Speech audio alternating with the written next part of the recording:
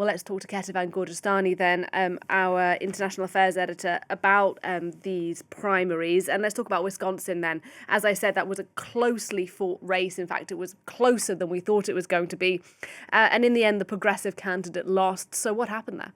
Yes, and it was closer, and it was not the result that people expected, because going into that final election day, it was Francesca Hung who was believed to be the winner. She was ahead by double digits against David Crowley, and in the end, he eked out a victory, just a few thousand votes ahead of the progressive, and a lot of people were looking at this race as sort of for the progressives, can they build on what Abdul El-Sayed did last week in Michigan? And for the moderates, can they stop the tide of progressives winning? And clearly, this showed two things: that not everybody is Abdul El-Sayed, who is a very savvy politician, who made it clear that he was not a socialist. He's not part of the Democratic Socialist of America, unlike Francesca Hung.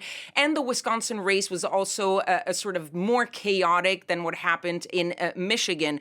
But clearly the result there shows one thing, is that electability played a big role. She was way more to the left than Abdul El-Sayed. She said things like abolish prisons, cancel Thanksgiving, abolish and defund the police. All of these comments that she made years ago came back to haunt her. And in the end, the electorate there went with someone that they saw as possibly having a better chance in the general to win the election. And so the question of, yes, progressive views and values can get you victories, but it also matters the quality of the candidate. And Abdul El-Sayed showed that he had that political savviness to win a race. Francesca Hung, maybe not as much as him. And you mentioned the win for Peggy Flanagan. She is, yes, a progressive, so it's a win for her. But she, unlike Francesca Hung, got the endorsement of progressive heavyweights. Elizabeth Warren, Bernie Sanders,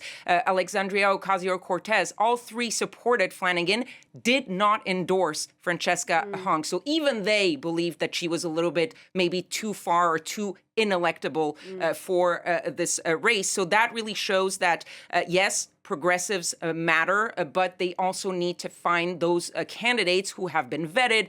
And Flanagan, for example, yes, a progressive, but an established progressive who was already a lieutenant governor. Okay, so that's what's happening on the Democratic side, Kethevane. Let's look at the Republicans, and the question there seems to be, as always, the Donald Trump factor, and how helpful or not it is to have the endorsement of the president. Yes, that's basically what we've been looking at in those Republican primaries.